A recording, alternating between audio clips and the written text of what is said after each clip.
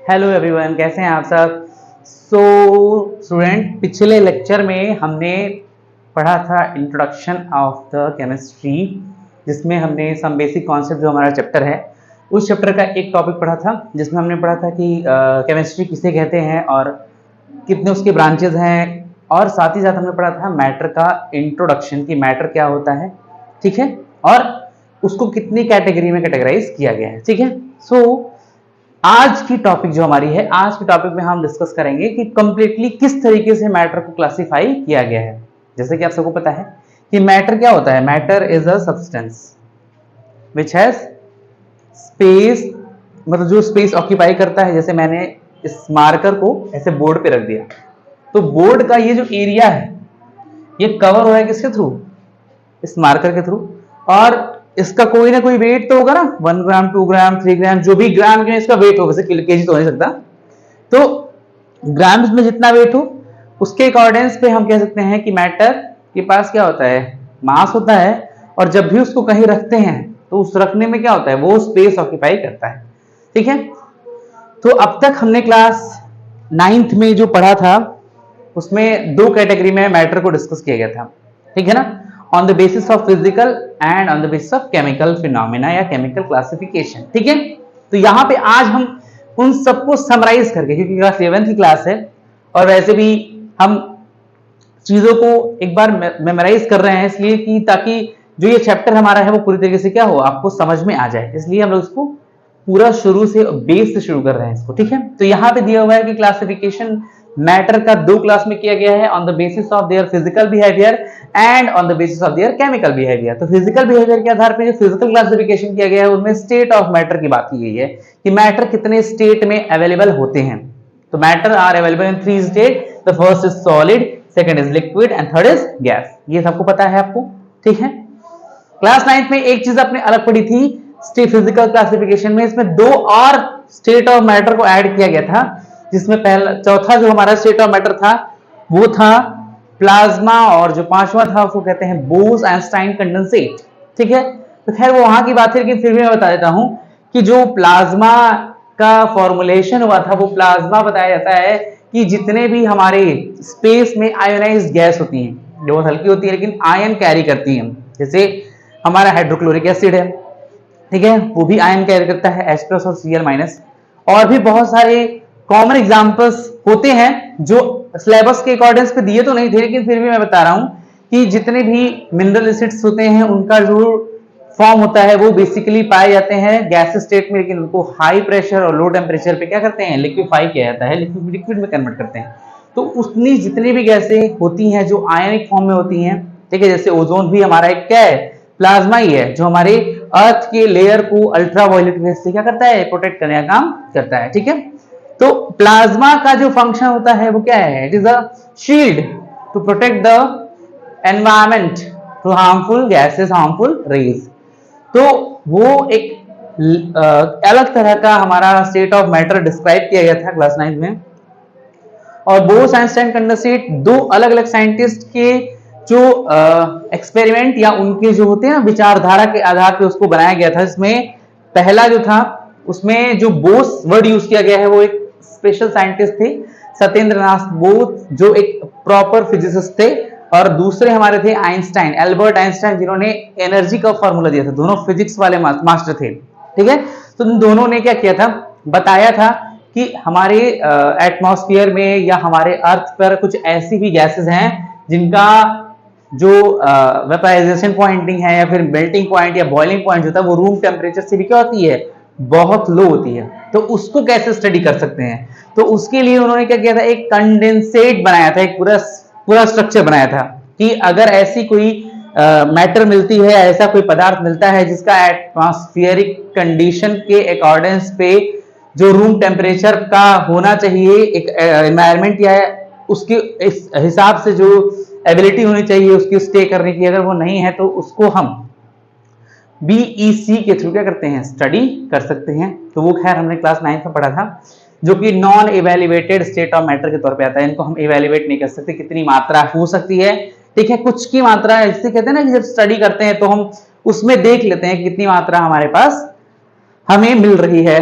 तो उसके अकॉर्डिंग पे हम थ्योरी लिखते हैं, ठीक है।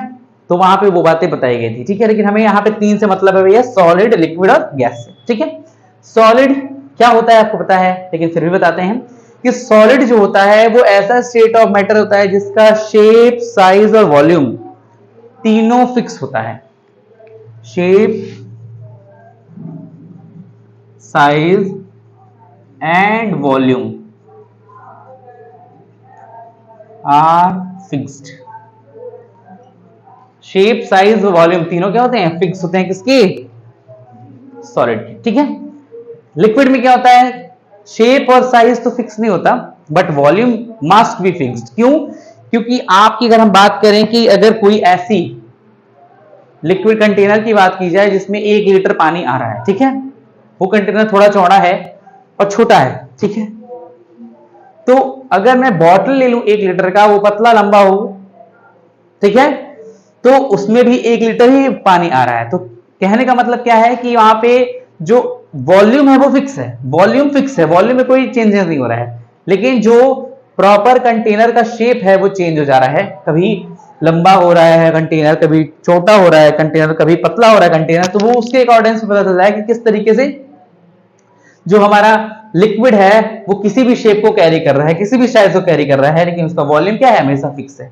और गैस का कोई ना शेप फिक्स होता है, ना साइज फिक्स होता है, और ना वॉल्यूम फिक्स होता है। कहते हैं कि गैस एक ऐसा स्टेट ऑफ मैटर है जो इस पूरे रूम में भरा हुआ है, ठीक है ना, इस पूरे रूम में भरा हुआ है, लेकिन उसकी क्वांटिटी हम मेजर नहीं कर सकते। तो उस रूम का शेप ले सकता है वो हमारे बॉडी के अंदर सिचुएट होता है, तो बॉडी के अंदर क्या करता है, हमारी बॉडी का शेप ले सकता है, ठीक है। तो इस तरीके से कह सकते हैं कि गैस का ना तो वॉल्यूम फिक्स होता है, ना शेप फिक्स होता है, ना साइज फिक्स होता है। अब बात करते हैं इनके पार्टिकल्स के बीच की। तो कहता है सॉलिड एक ऐसा मैटर है या ऐसा फिजिकल स्टेट ऑफ मैटर है जिसका जो शेप फिक्स होने के साथ साथ जो उनके बीच में जो मॉलिक्यूल्स प्रेजेंट होते हैं, बीच में जो मॉलिक्यूल प्रेजेंट होते हैं, उनके बीच का जो इंटर मॉलिक्यूलर स्पेस होता है वो काफी कम होता है, बहुत कम होता है। मतलब वो आपस में बहुत ही क्लोजली पैक होते हैं। क्लोजली पैक का मतलब क्या है कि उनके बीच क्या होता है, एक फोर्स ऑफ अट्रैक्शन जो काम करता है, और वो फोर्स ऑफ अट्रैक्शन क्या होता है, इनके खुद का जो कंटिन्यूअस मोशन होता है उससे जनरेट होता है, इसके सॉलिड के पार्टिकल के बीच, ठीक है। इनके बीच इंटरमॉलिक्यूलर फोर्स ज्यादा होता है, और इनके मॉलिक्यूल्स के बीच का स्पेस जो होता है वो बहुत ही कम होता है, ठीक है। तो ये सारी कंडीशंस जो आती हैं वो सारी कंडीशन किसके अकॉर्डिंग पे आ रही हैं, these are dependent on the arrangement of the particle of the matter, ठीक है। लिक्विड में थोड़ा थोड़ा अरेंजमेंट क्या होता है, यानी कि स्पेस थोड़ा थोड़ा सॉलिड के कंपैरिजन में ज्यादा होता है, तो उस स्टेट में क्या होता है, एक वेरिएशन देखने को मिलता है, और उस वेरिएशन की वजह से एक खास तरह की क्वालिटी जनरेट होती है लिक्विड के अंदर, और वो क्वालिटी होती है फ्लूइडिटी। क्या होती है, फ्लूइडिटी, मतलब कि बहाव जनरेट होता है। क्या कहते हैं, बहाव जनरेट होता है। तो वो बहाव जो होता है वो बेसिकली किसके बारे में डिस्क्राइब करता है कि अगर पानी जो है, अगर मैं पानी को गिरा दूं फर्श पे, तो वो क्या होता है, वो अपना रास्ता खुद चुन लेता है और वो बह करके जहां उसको स्पेस मिलता है वहां चला जाता है, ठीक है। जैसे इसका सबसे कॉमन एग्जांपल है कि मिट्टी पे अगर पानी गिराते हैं तो वो मिट्टी पे क्या होता है, पानी एब्जॉर्ब हो जाता है, तो वो पानी क्या है, फ्लूइड है, बह रहा है, और उसके काइनेटिक एनर्जी क्या, जो कंपैरेटिबिलिटी है सॉलिड से, वो क्या है, ज्यादा है। तो ये ज्यादा क्या होता है, फ्लो कर सकता है। यहां पे क्या है, शेप, साइज, वॉल्यूम फिक्स होने की वजह से ये बहुत कठोर होता है। इसका क्या होता है, कोई फ्लूइडिटी नहीं होता है, ये जहां रख दो वहीं पड़ा रहेगा, ठीक है। गैस की बात करें तो इन दोनों के कंपैरिजन में इनका जो इंटरमॉलिक्यूलर फोर्स ऑफ अट्रैक्शन होता है या इंटरमॉलिक्यूलर स्पेस होता है वो बहुत ज्यादा होता है, मतलब बहुत दूर दूर होते हैं। अब गैस उड़ रही है, उड़ रही है, उड़ रही है, कहां उड़ रही है, दिख रही है क्या, नहीं दिख रही है, नहीं दिखती है। क्यों नहीं दिखती है, क्योंकि गैस ऑलरेडी ट्रांसपेरेंट होता है, और उनके बीच में जो मॉलिक्यूल्स होते हैं इतने दूर दूर होते हैं कि उनको कैरी कर पाना या उनको मेजर कर पाना ये हमारे बस की बात नहीं होती, ठीक है। इसीलिए एयर भी है हमारा, तो वो ट्रांसपेरेंट है लेकिन उसमें बहुत सारी गैसेस हैं, इसीलिए एयर प्योर नहीं होता, एयर को हम बोलते हैं मिक्सचर ऑफ द गैसेस, ठीक है। फिर बात करते हैं, एक कठोरता जनरेट हो रही थी ना, तो यहां पे सॉलिड में कठोरता है, लिक्विड में नहीं है, और गैस में तो बिल्कुल भी नहीं कठोरता होती है, ठीक है। सॉलिड की बात करें तो सॉलिड जो होता है, ठीक है, सॉलिड जो होता है हमारा, वो एक प्रॉपर डेंसिटी को अराइज करता है। डेंसिटी मतलब क्या होता है, कुछ प्रॉपर छोटा मोटा मास जो होता है उसका क्या होता है, फिक्स होता है। लिक्विड में वो जो डेंसिटी होती है वो सॉलिड के कंपैरिजन में क्या होती है, कम होती है, और गैस में तो डेंसिटी का कोई नामो निशान नहीं होता, ठीक है। कहते पार्टिकल इतने क्लोज होते हैं ना कि उन पार्टिकल्स को हम हिला नहीं सकते। जैसे ये स्टिक मैंने लिया हाथ में, तो ये स्टिक जो है ना, इसको मैं ऐसे प्रेस करूं, ऐसे कुछ भी करूं, मैं किडिंग की बात करूं, मतलब ये मजाक चल रहा है, मैं गुस्सा नहीं रहा हूं, मैं बस बता रहा हूं कि अगर मैं इस पे खूब जोर से पावर लगाऊं, खूब जोर से पावर लगाऊं, तो ये टूटेगी नहीं। मतलब क्या है कि मैं प्रेशर जनरेट कर रहा हूं, प्रेशर दे रहा हूं, प्रेशर दे रहा हूं, प्रेशर दे रहा हूं, लेकिन ये कुछ हो नहीं रहा है इसको। क्यों?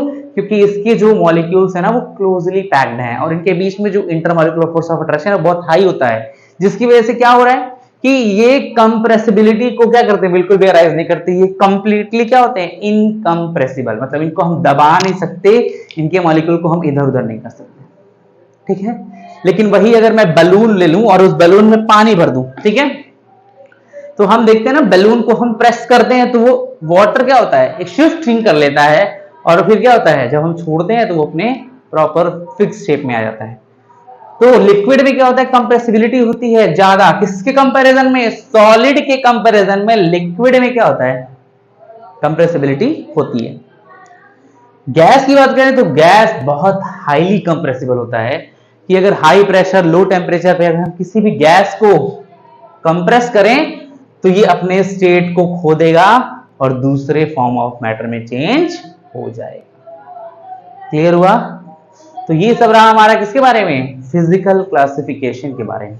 अगर इसमें कोई भी आपको डाउट लगता है तो प्लीज कमेंट कर सकते हैं आप, ठीक है। और हाँ, चैनल को सब्सक्राइब अगर आपने नहीं किया है अब तक तो सब्सक्राइब कर लें और बेल आइकन को प्रेस करें। वीडियो अच्छी लगे तो प्लीज लाइक करें, अगेन शेयर एंड सब्सक्राइब, ठीक है। अब आगे हम पढ़ने वाले हैं किसके बारे में, केमिकल क्लासिफिकेशन के बारे में, ठीक है। तो आज इसका मैं इंट्रोडक्शन से बताता हूं आपको, आगे की डिटेलिंग नेक्स्ट लेक्चर में हम देखेंगे। तो नेक्स्ट लेक्चर में जाने से पहले हम देख लेते हैं यहाँ पे जो मैंने बातें लिखी क्या कह रहा है। कहता है केमिकल क्लासिफिकेशन के अकॉर्डिंग पे सब्सटेंस दो तरीके के होते हैं, एक को प्योर कहते हैं, दूसरा को इम्प्योर कहते हैं। प्योर मतलब क्या होता है, ऐसे सभी सब्सटेंस जो एक जैसे पार्टिकल से मिलकर के बनते हैं, एक तरह के मैटर से मिलकर के बनते हैं, उनको हम क्या कहते हैं, प्योर सब्सटेंस कहते हैं।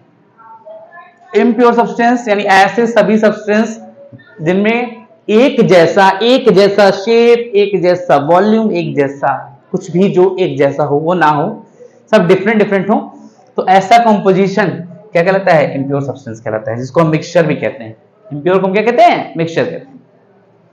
अब बात करते हैं प्योर सब्सटेंस। तो प्योर सब्सटेंस को दो कैटेगरी में डिवाइड किया गया है, on the arrangement of the particles, ठीक है, पार्टिकल्स के अरेंजमेंट के आधार पे। पहला होता है एलिमेंट, दूसरा होता है कंपाउंड, ठीक है। एलिमेंट को तीन कैटेगरी में कैटेगराइज किया गया है, मेटल, नॉन मेटल और मेटलॉइड। और कंपाउंड को कैटेगराइज किया गया है दो पार्ट में, इनऑर्गेनिक एंड ऑर्गेनिक, ठीक है।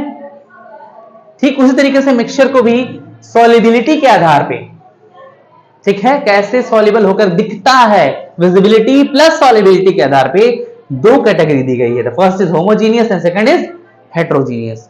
होमोजीनियस सॉल्यूशंस, जितने भी सॉल्यूशन हमको ट्रांसपेरेंट दिखते हैं ना, दीज ऑल आर होमोजीनियस, ठीक है।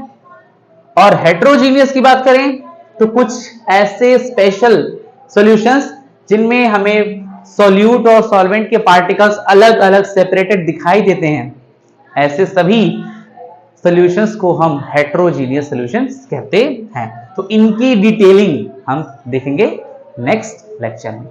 सो तब तक के लिए आप लोग प्लीज हमसे जुड़े रहिए, हमारे चैनल को सब्सक्राइब करिए, और जो भी वीडियोस आपके पास जाती हैं उन वीडियोस का रिव्यू प्लीज जरूर कमेंट करके बताइए। Thank you, bye.